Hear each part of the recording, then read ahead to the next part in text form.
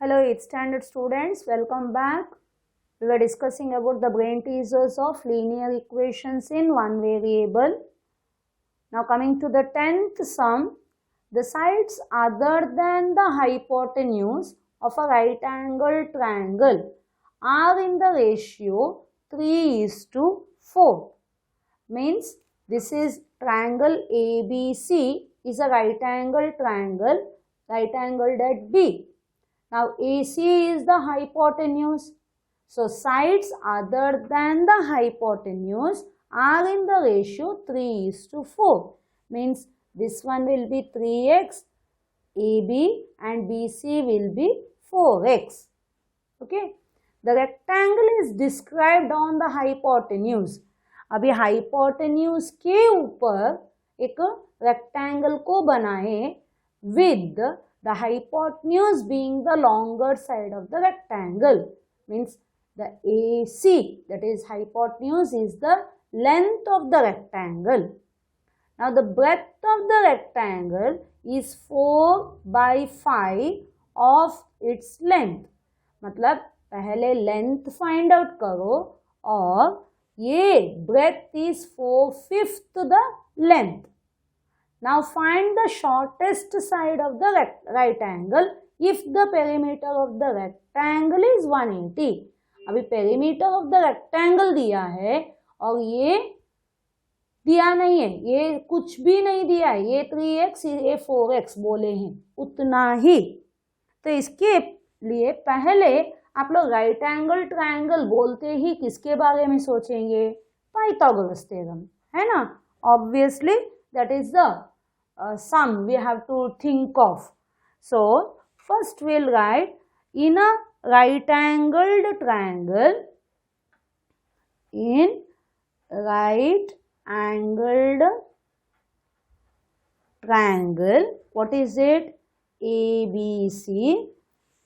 It is AB is equal to 3x centimeter and BC is equal to 4x centimetre. तो हमें अभी AC find out करने का है.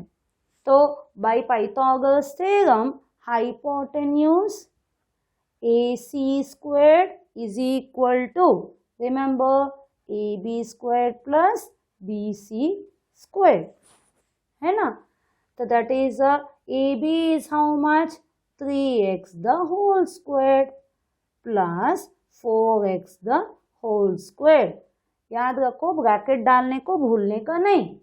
Now 3x the whole squared, 3 3s are 9 x squared plus 4 4s are 16 x squared.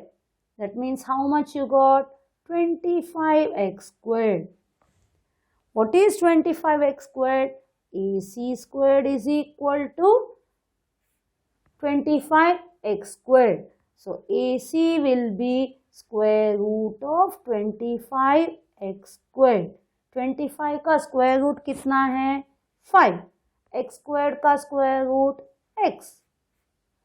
So अभी हमें AC मिला. AC is 5x. Now in rectangle, rectangle का नाम क्या है? ACDE. ACDE. हमें लेंथ कितना मिला? Length is equal to AC is equal to 5x centimetre, है ना.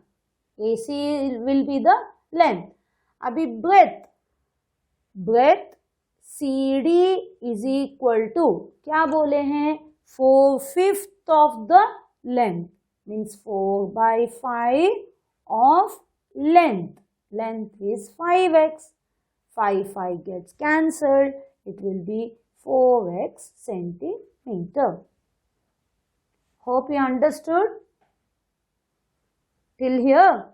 Okay, now you got length and breadth, but perimeter बोले हैं, है ना. Perimeter how much? 180 centimetre. Perimeter of a rectangle is equal to 2 into length plus breadth. So according to question, perimeter कितना है? 2 into length plus breadth. It is 2 into length is how much?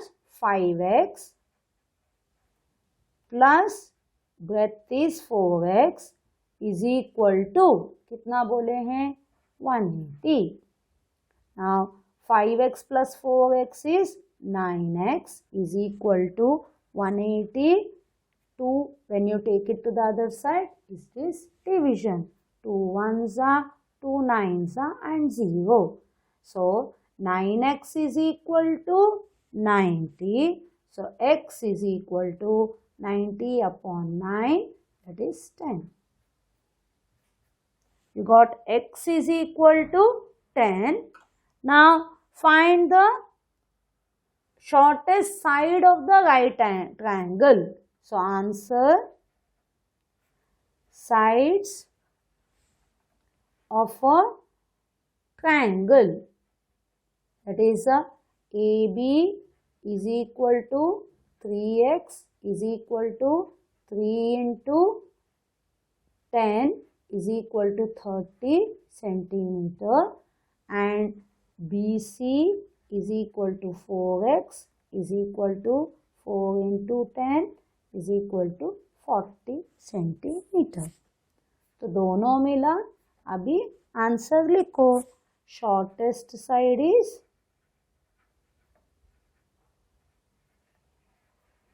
for right triangle is 30 centimeter. Shortest side is 30, isn't it? सबको समझ में आया? Question में क्या बोले हैं? एक राइट एंगल ट्रायंगल है, उसके छोटे ये हाइपोटेन्यूज को छोड़कर दो साइड को बोले हैं they are in the ratio 3:4. मतलब एक साइड 3x, दूसरा साइड 4x. तो राइट एंगल ट्रायंगल बोलते ही याद रखो हाइपोटेन्यूज फाइंड आउट करने के लिए पाइथागोरस थ्योरम. तो अभी सेकेंड हाफ उसको लेकर आप लोग AC फाइंड आउट करो. हाइपोटेन्यूज द AC आपको मिला. ये कैलकुलेशन सब समझ के करने का है. अभी नेक्स्ट स्टेप क्या बोले हैं?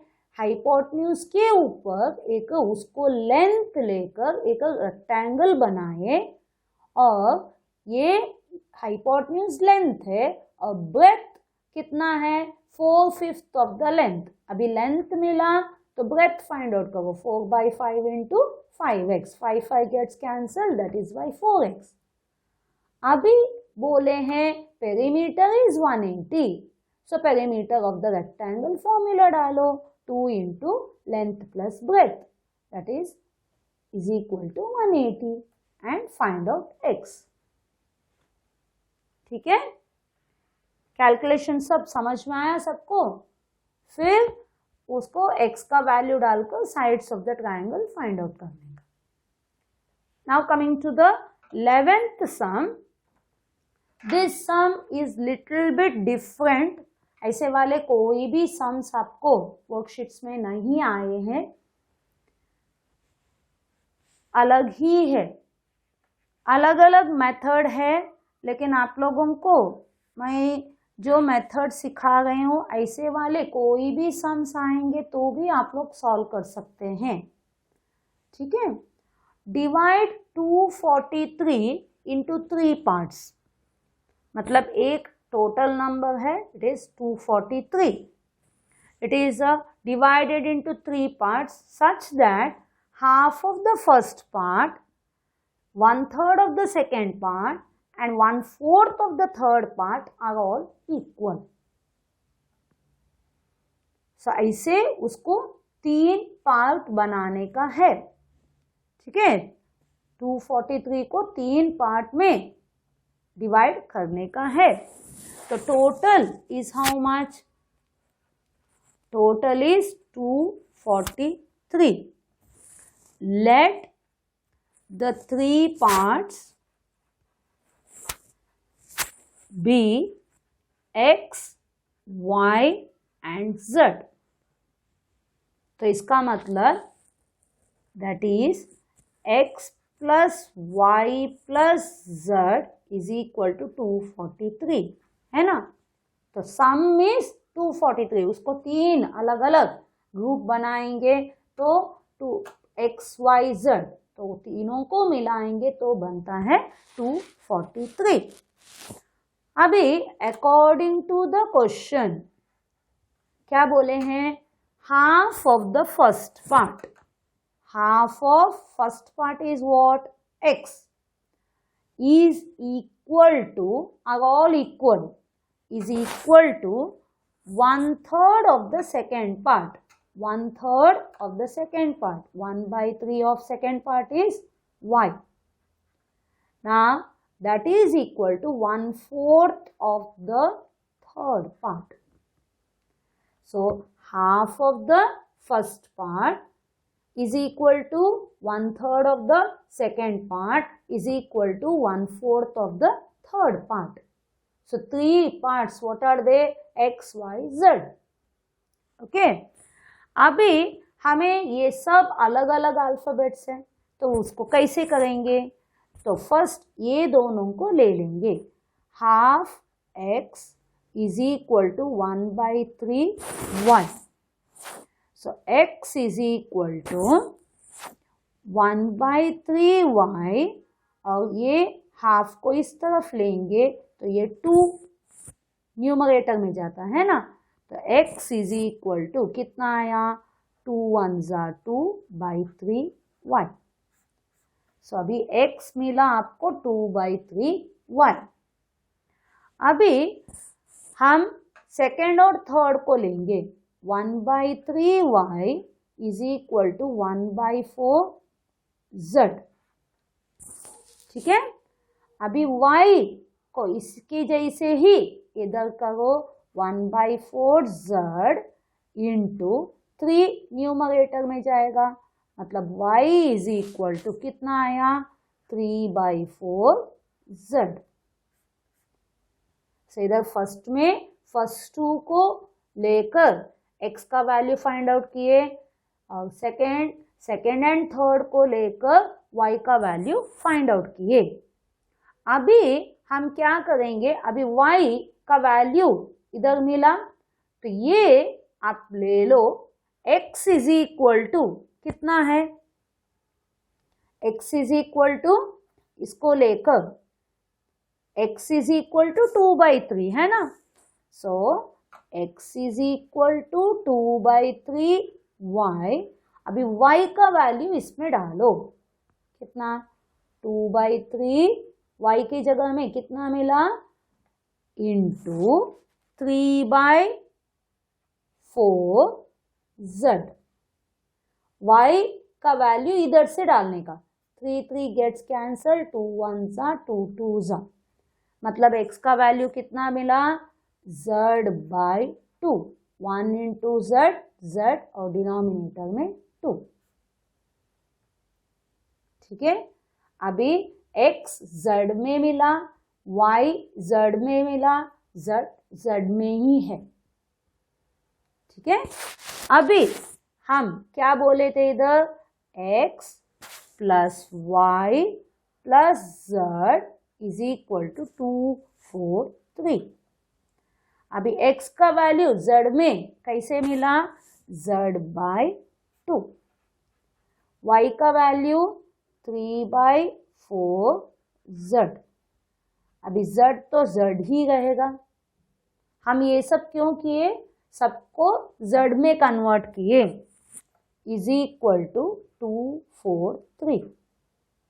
अभी ये डिनोमिनेटर्स अलग है, एलसीएम ले लो, 2 2 4 और इधर बना 2z। अभी ये 4 है, ये 4 है, तो ये 3z ही रहेगा। अब इधर z है, denominator 1, so 4 1 4 4z, 4 into z 4z is equal to 2 4 3। अभी इधर ऐड करो, 2 + 3 5, 5 + 4 9. 9z is equal to 243 और 4 उस तरफ जाएगा, है ना, नहीं तो ठीक है इधर ही ले लो। तो z इज इक्वल टू 243, ये अभी 4 न्यूमरेटर में जाएगा, 9 डिनोमिनेटर में। 9 1 9 2 18 19 20 21 22 23 24 6 बचा, मतलब 9 7 63 4 7 28 4 2 8 9 10। तो अभी आपको z का वैल्यू मिला। अभी x में डालो, x इज इक्वल टू कितना मिला, z by 2, that is 108 by 2 is equal to 2 1s 2 5s 4 54। अभी y is equal to कितना, 3 by 4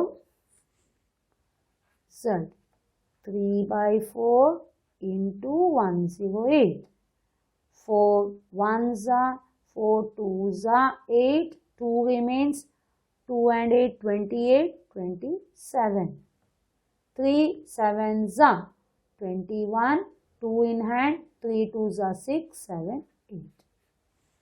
तो अभी आपको आंसर मिला। फर्स्ट पार्ट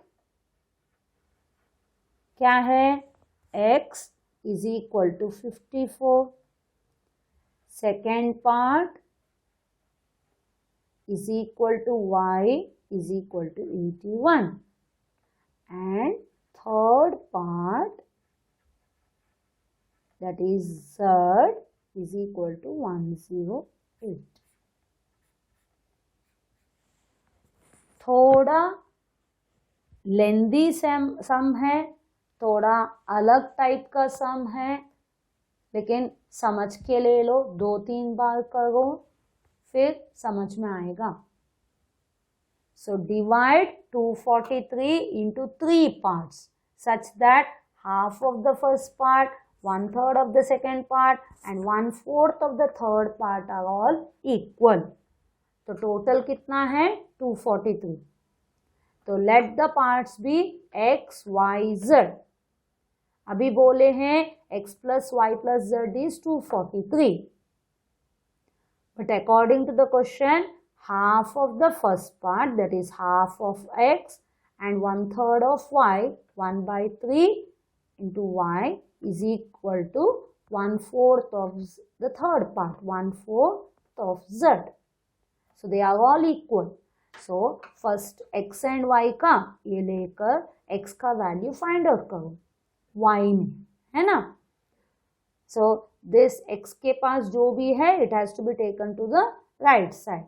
अभी सेकेंड एंड थर्ड को y एंड z को लेकर y का वैल्यू z में फाइंड आउट करो, फिर x का जो फर्स्ट में मिला है उसमें y का वैल्यू z में डालने का और z में मिला उसका value.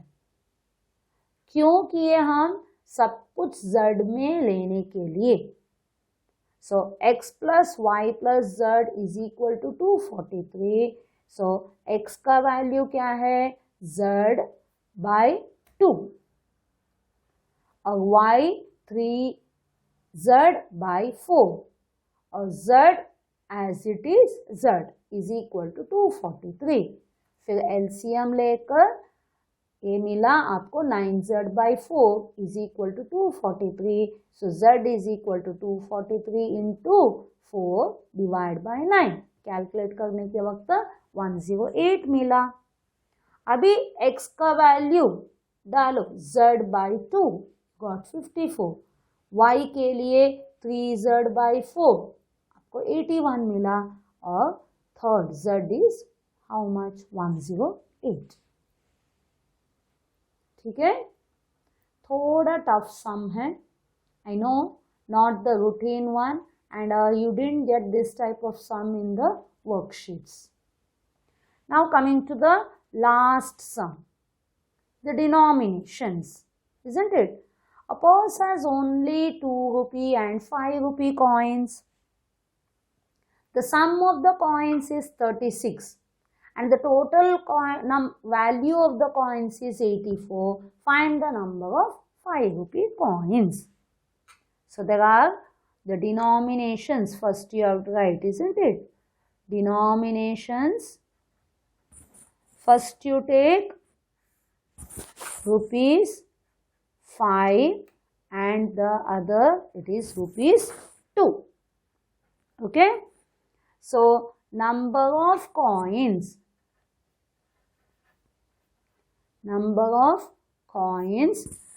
If you take 5 rupee coins, number X, total, the sum of the coins is 36. So 2 rupee coins will be how much?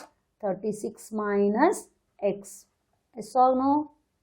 एक को x लेंगे, दूसरा 36 माइनस x. अभी थर्ड कॉलम में क्या आएगा? वैल्यू, है ना? वैल्यू कैसे करने का? Number of coins into the denomination. So इधर कितना आएगा? Rupee 5 into x, it is rupee 5x. अभी इधर आएगा रुपी 2 इंटू 36 माइनस x. इतना वैल्यू मिला. अभी according to question, total sum is how much? Rupees 84. मतलब 5 रुपी कॉइन्स कितने वैल्यू के हैं? अभी 5x. 2 रुपी के कितने वैल्यू के कॉइन्स है? It is 2 bracket 36 minus x. But total sum कितना है? 84. याद आया? Now 5x plus it is 36 2s are 72 minus 2x is equal to 84. 5x minus 2x is 3x. Take 72 to the RHS, it will be minus 72. 3x is equal to 4 minus 2, 2. 8 minus 7 is 1. X is equal to 12 by 3 is equal to 4. Hope everyone understood till here. So there are two types of coins. One type of coin is 5 rupee, the other is 2 rupee coins. If you take 5 rupee coin as x, the 2 rupee coin will be 36 minus x. Why? Because the sum of the coins is 36. Now value of 5 rupee coin is 5 rupee into x. It is 5x.